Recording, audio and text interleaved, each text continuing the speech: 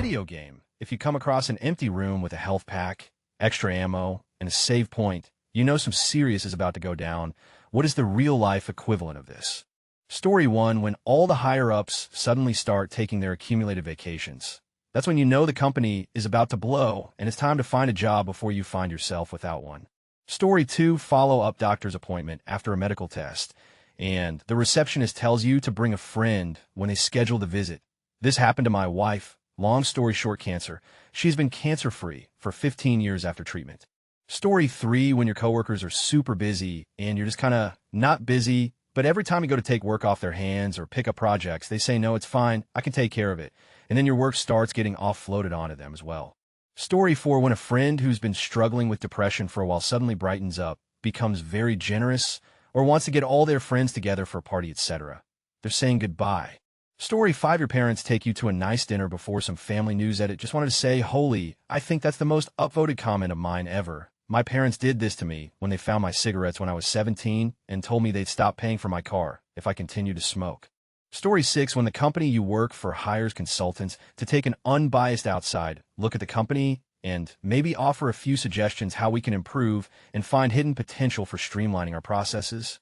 Story 7, professionally, when the judge starts a hearing by silently reading the papers in front of him or her while scowling in your direction. Personally, you're so axe shifty before saying we need to talk. Story 8, when I was first dating my now wife, we got tested for STDs at the same time. When we went back for the results, we went into separate rooms, and 5 minutes later, she walked by, gave me a thumbs up, and said, "Oh, wait in the waiting room." The doctor left me there for 15 minutes. 15 minutes, during which I became more and more convinced that my ill-spent youth had resulted in me picking up something terrible. Every minute getting more convinced it was HIV. Complete dread, thinking out how I'd explain to my friends and family, how I'd spend the rest of my time. AIDS was still a death sentence, unless you were a pro basketball player. Finally, I walked out and asked for the doctor. "Oh, you're still here. All clear. Have a nice day." Story 9, 4 new voicemails. 45 new messages on your phone, and the door suddenly rings. Edit, thank you for making one of the worst feelings my highest rated comment. Story 10, recent experience, 11 p.m. in a particularly rough neighborhood. Random guy on a bicycle calls out from a distance and is riding towards us at an alarming pace. Me and my friend stand firm, expecting trouble as the cyclist slows his pace. Cyclist go. Keep walking, friend. What? Cyclist begins to pick up pace again. Cyclist madness just happened down the road. Keep moving. Friends say no more. Couple minutes later, police sirens ring out a couple blocks over. Found out the next day, someone's body was found chopped up and left out in the street. Story 11, a meeting invitation set for 15 minutes from now with no additional information provided. A indicator that disappears from the chat window, starts again, disappears again, starts again. Story 12, walking into a room full of people sitting in chairs in a circle. Edit, I know most of the replies are jokes, but for people that don't understand, I was sort of trying to convey an intervention. Story 13, when you come home early for a surprise, only to find 2 pairs of shoes, 2 jackets in the lobby. 1 pair and 1 jacket belong to your wife. The others are for man, but don't belong to you. Story 14, when things go bad at job. Good people leave, eventually followed by people who thought they could change things but got buried because too many good people left. Those left are bad people or hostages. The good people are your canary. Edit, I didn't mean to imply these are my pearls of wisdom. I read it here a few months ago. We've lost 4 top people in the past 10 months, and at 56, I felt I was close to the hostage scenario. I start a new position in 3 weeks. Story 15, when a cop introduces themselves to you. Hi, John. I'm Officer John Decker, and this is Officer Steven Olson. Do you mind if we talk for a bit? If they introduce themselves, they are like at most 30 minutes away from arresting you. Story 16, back in 2004 in dial-up days when you are up playing RuneScape and you hear your parents wake up and walking around the house 2 a.m. in the morning. You're up chopping your last out of your logs as your screen freeze, then lose connection. Then you hear footsteps slowly coming to your room. Story 17, the week of September 11th. Our entire 5th grade was at a week-long camp class, and the attacks happened during this week, and no one told us. On the way back home on the buses, everyone was noticing that there were American flags everywhere. Then the bus pulled up to our parents, and the look on their faces said something bad went down. Story 18, you've been out all day, and you come back home to a toddler young one running out of your room laughing. I know you did something, you little. Now I have to spend all my time trying to figure out what. Story 19, at one of my old jobs, There were cops hanging out in the lobby and a couple squad cars around the building. We were all wondering what was going on. Starting around midday, a bunch of us were called into HR one by one and were laid off. The first couple people were caught by surprise. The rest of us weren't after we had seen about 3 to 4 people packing there and leaving. I remember walking to that meeting so hopeful that I was not being fired, but I knew by that point. One huge clue I missed was that my supervisor was talking to my manager about getting me additional training, and he declined by only saying, "Not at this time." Why invest in someone who won't be there much longer? Wish I had known then, so I could have prepared. Story 20, when you go in for a doctor's appointment, and there is suddenly a lot of senior healthcare professionals in the room.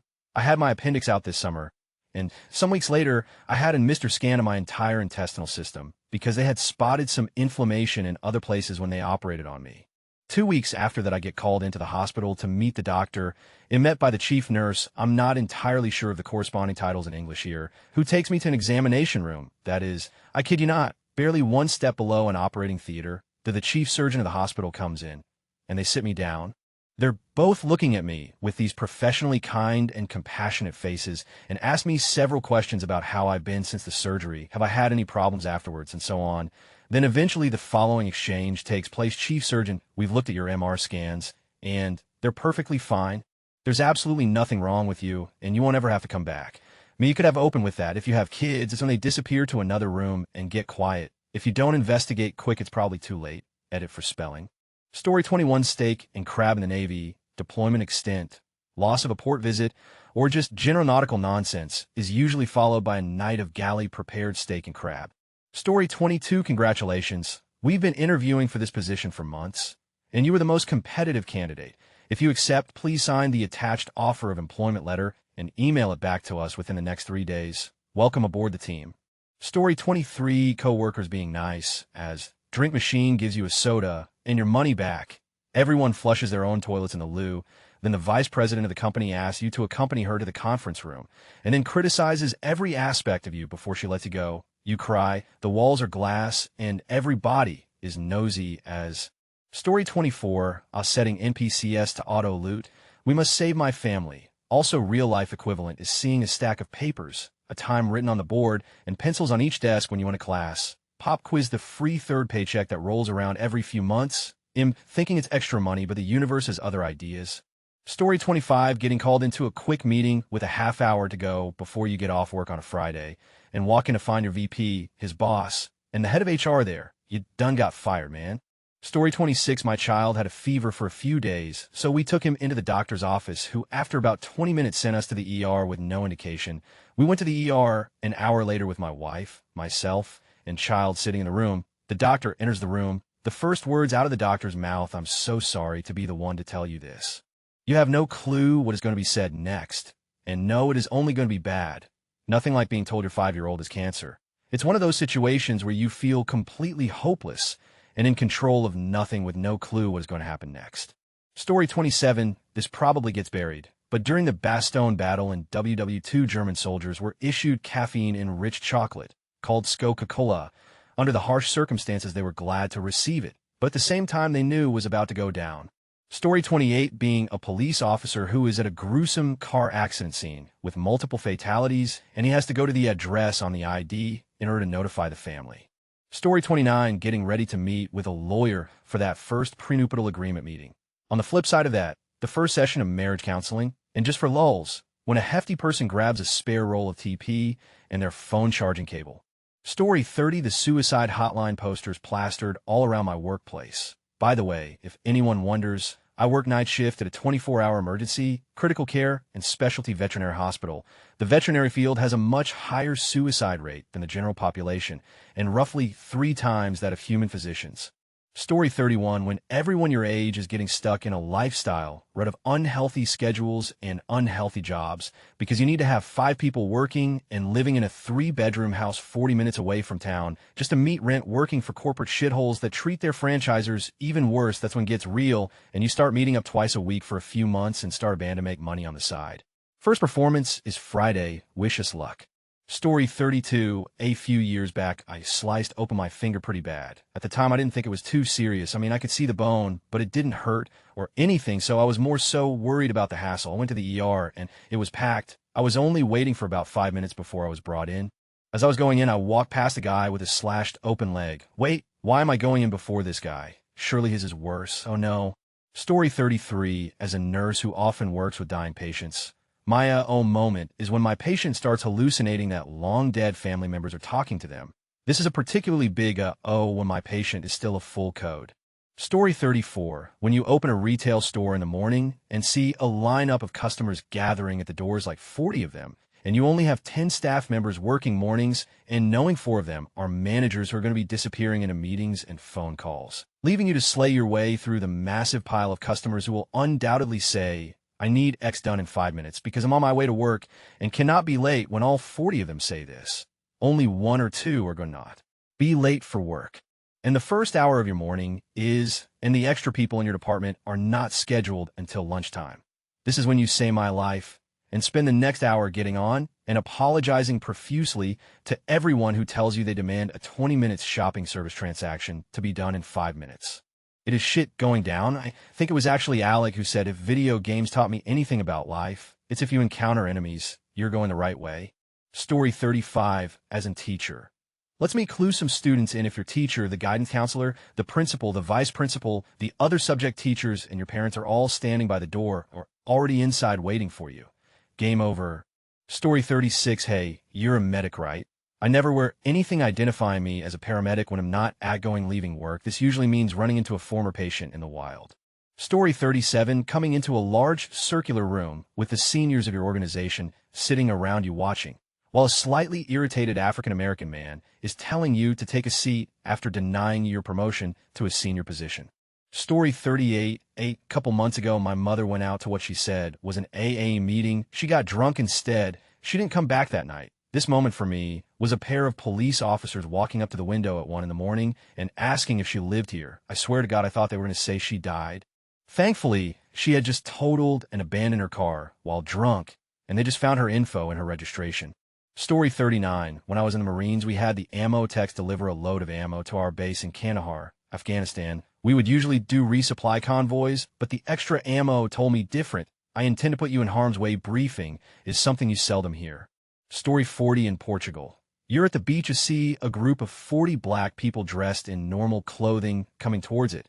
It's an actual thing, and the media calls it the sacking arrasto, in Portuguese, or more technically, large-scale beach plunder. Story 41. A company that I used to work for had a new security guard at a desk in our main office one day. We noticed as we entered the office that the desk was not positioned to face the incoming foot traffic, but was turned to face people leaving the office. We had a massive layoff later that day. Edit typos. Story 42. When you get into class and professor has packets spaced evenly apart on the tables, then proceeds to say no headphones and leave your phones on the table in the front. Story 43. When the owner of the company you work for is attending your review today, either getting a substantial raise or getting canned, so he'll keep you all posted. Story 44. Some years ago, I got out of a bus to find a big group of policemen. I walked past them, and when I looked up, maybe 20 MES away, there was an equally big group of football hooligans carrying sticks, drinking beer, and shouting expletives went down, so that when they ask you if you want a lawyer present.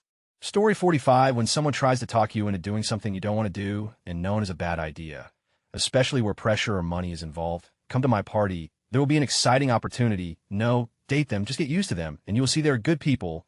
You are too immature. Just ignore them. No, don't leave. Stay at my place. Don't diss it until you've tried it. It's mostly herbs. Hey man, just chill, come camping with us. Story 46. When I was in high school, having my brother and I leave our cell phones on the kitchen table and leave them alone, my stepdad being overly quiet and nice and having a weird energy, then my mom coming home with groceries and tons of snacks and treats, all her favorite foods and boxes of tissues. That was the day my dad died. Story 47. Grew up in a men neighborhood.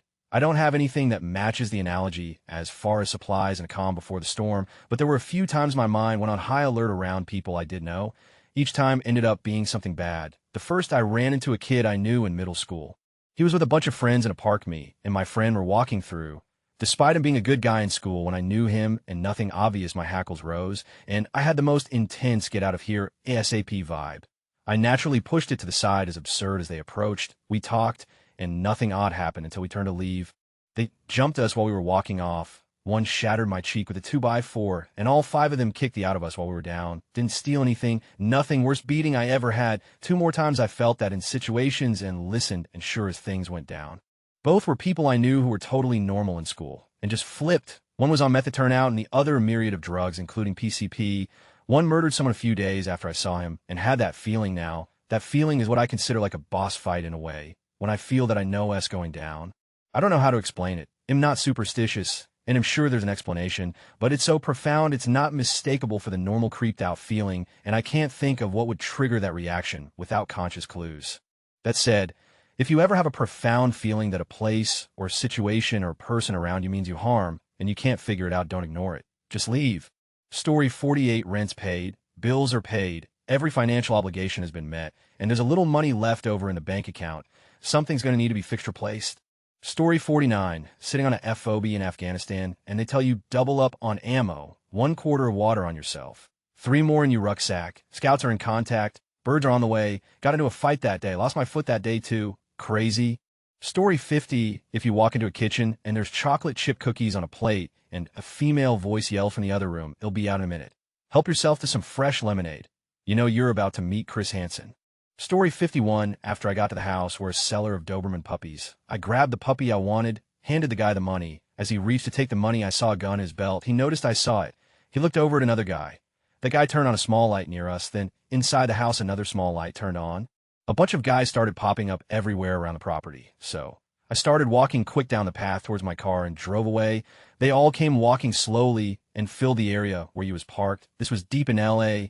Basically knew if I said about the gun or stuck around any longer asking any questions. Well, training day has its truths. Story 52, when either your boss or spouse says, let's have a chat. The only time having a chat is going to be benevolent is when your boss or spouse is British. British people chat all of the time.